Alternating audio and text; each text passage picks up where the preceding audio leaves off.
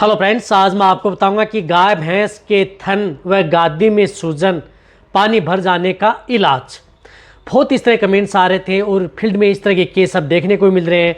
गाय भैंस के थन में व अड्डर में सूजन आ जाती है, उसमें पानी सा भर जाता है, एडिमा हो जाता है। तो वह ब्याने से पहले भी देखने को मिलता है और ब्याने के बाद में भी पशु में देखने को मिलता है। तो उस तरह के केस में आपको क्या देना चाहिए और उसके किस तरह के सिम्टम्स आपके पशु में देखने को मिलते हैं, आज की वीडियो के अंदर आपको डिटेल से बताया जाएगा ताकि आप अच्छी तरह समझ में आ जाएं। पशुपालक हैं वह भी घर पर आप आसानी से इलाज कर सकते हैं।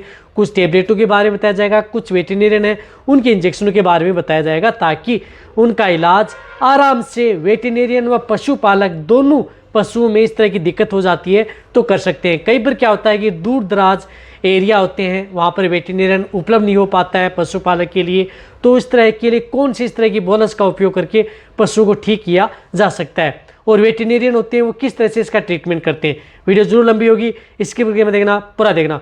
चैनल से नए जुड़े हैं, पहली बार चैनल पर आए हैं तो पहली बार आए हैं तो आप चैनल को सब्सक्राइब कर लें, साथ में बेल आइकन और ऑल वाला ऑप्शन दबाएं। आपको पता है कि इस चैनल पर सही, सटीक और साइंटिफिक मेथड से आपको जानकारी दी जाती है, या जिस तरह से वेदर में जिस तरह की बीमारियां पशु में देखने को मिलती हैं उसी के अनुरूप आपको इस चैनल पर वीडियो सबसे पहले मिलती है।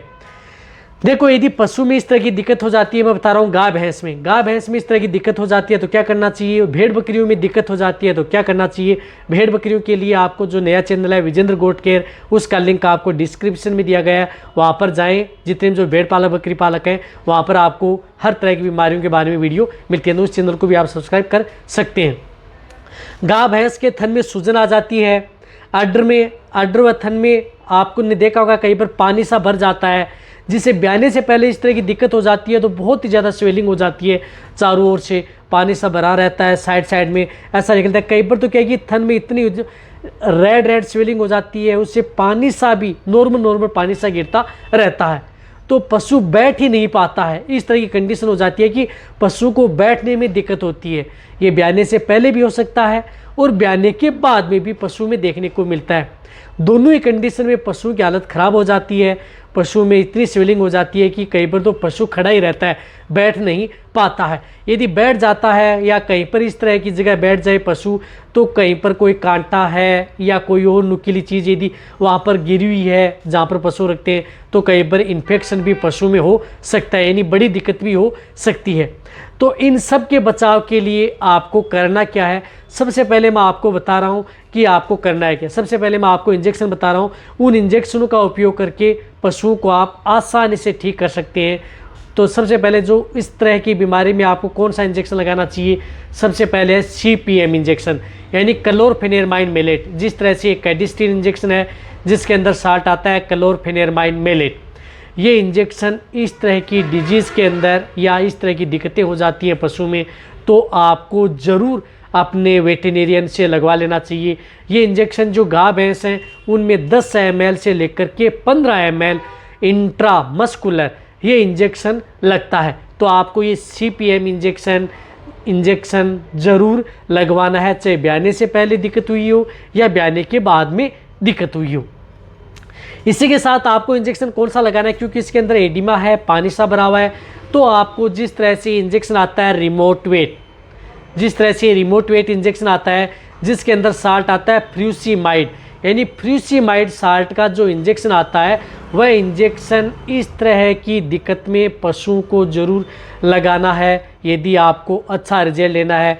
जिसके अंदर साल्ट जो मैंने बताया फ्यूसिमाइड है। ये रिमोट वेट बड़े पशु हैं उनमें आपको 10 ml इंट्रामस्कुलर ये इंजेक्शन भी गाय भैंस में ज़रूर लगाना है यदि आपको अच्छा रिजल्ट लेना है। तो ये इंजेक्शन आप ब्याने से पहले भी दे सकते हैं, लेकिन ब्याने के बाद में भी पशु को दिया जा सकता है। इस तरह की दिक्कत हो जाए तो ये इंजेक्शन लगना बहुत ज़रूरी है। इनके साथ आपको क्या करना है कि पशुओं के लिए सबसे मेन जरूरी है इंजेक्शन कोर्टिकोस्टेरॉइड है। ब्याने से पहले यदि पशु में दिक्कत हो रही है, ब्याने के बाद में दिक्कत हो रही है, तो इस तरह का इंजेक्शन का उपयोग करना है जो कि प्रेग्नेंट पशुओं के लिए सेफ रहे। तो प्रेग्नेंट पशुओं के लिए जिस तरह से इंजेक्शन का उपयोग करना है आइसोफ्लूड, जो आपको दिख रहा है आइसोफ्लूड, जिसके अंदर साल्ट आता है आइसोफ्लूपेरिडोन, ये इंजेक्शन इस तरह के केस में ज़रूर लगवाना है। जो गाय भैंस हैं उनमें आप 5 ml से लेकर के 10 ml इंट्रामस्कुलर ये इंजेक्शन लगाना है। बॉडी वेट ज़्यादा है तो 10 ml लगाना है, बॉडी वेट कम है तो ये 5 ml ये इंजेक्शन आइसोफ्लुपेरिडोन पशुओं को ज़रूर देना है। तो ये जो मैंने 3 इंजेक्शन बताए, ये 3 इंजेक्शन से इस तरह की यदि दिक्कत हो जाती है तो आसानी से ठीक कर सकते हैं। 3 इंजेक्शन में जिस तरह से फैस CPM इंजेक्शन है, आइसोफ्लूइड इंजेक्शन है और रिमोटवेट इंजेक्शन है।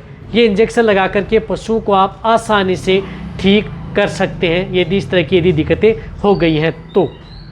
ये जो इंजेक्शन वाला ये तो है वेटरनरी ट्रीटमेंट।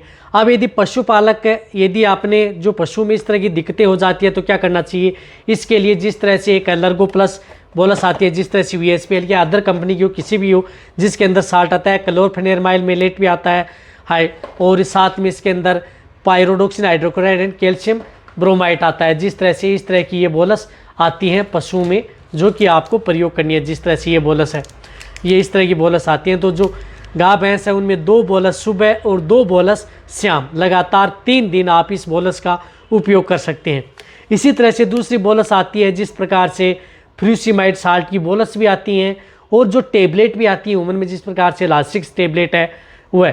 लासिक्स टेबलेट आती हैं वो बड़े पशु में 5 टेबलेट सुबह 5 टेबलेट शाम, वह भी आपको 2 से 3 दिन पशुओं को देनी है। इसी तरह से जो टेबलेट आती है वेनसेरा फोर्ट आती है VSPL की, जिसके अंदर साल्ट आता है आइसोफ्लुपेरिडोन एंड सेरिटोपेप्टाइड। इसी तरह से मेनकाइंड की भी आती है इस साल्ट की, जो मैंने दिखा रखा है आइसोफ्लुपेरिडोन और सेरिटोपेप्टाइड्स सेराकाइन की हो, जिसके अंदर साल्ट होना चाहिए। तो वह बोलस भी आप उस पशु को 2 बोलस सुबह 2 बोलस शाम, लगातार आप 3 दिन आप इन बोलस से भी दे करके जो मैंने ये टेबलेट बताई हैं इनका प्रयोग कर सकते हैं। ब्याने से पहले भी आप ये टेबलेट जो बोलस आती है इनका उपयोग कर सकते हैं, ब्याने के बाद में भी आप इन टेबलेट व बोलस का उपयोग पशु में करा सकते हैं। पशु के लिए सेफ रहती हैं, आसानी से ट्रीटमेंट हो जाता है। और रही बात यदि आप इंजेक्टेबल यदि पशु को लगा रहे हैं तो इंजेक्टेबल आप 1 डोज और फिर दूसरे दिन आपको 2 डोज आपको ज़रूर लगानी है यदि आपको अच्छा रिजल्ट लेना है। यदि 2 बार यदि आप उस पशु को लगा देंगे तो आसानी से पशु ठीक हो जाता है। इसके अलावा आपको अदर इंजेक्शन लगाने की ज़रूरत नहीं है। पशु में अडर एडिमा या स्वेलिंग इस तरह की दिक्कत पशु में देखने को मिलती है, क्योंकि इस स्थिति में पशु में थन से दूध आसानी से सही आता है, दूध में कोई दिक्कत पशु में देखने को नहीं मिलती है। तो इस तरह का जो ट्रीटमेंट है करके पशु को आसानी से ठीक किया जा सकता है। तो ये वीडियो जितना हो सकता है पशुपालन वेटरनरी उनके साथ शेयर करें। इसी तरह की नॉलेज भरी वीडियो आपको चैनल पर ऐसे मिलती रहेंगी। इसी तरह से वीडियो देखते रहें। थैंक्स, धन्यवाद।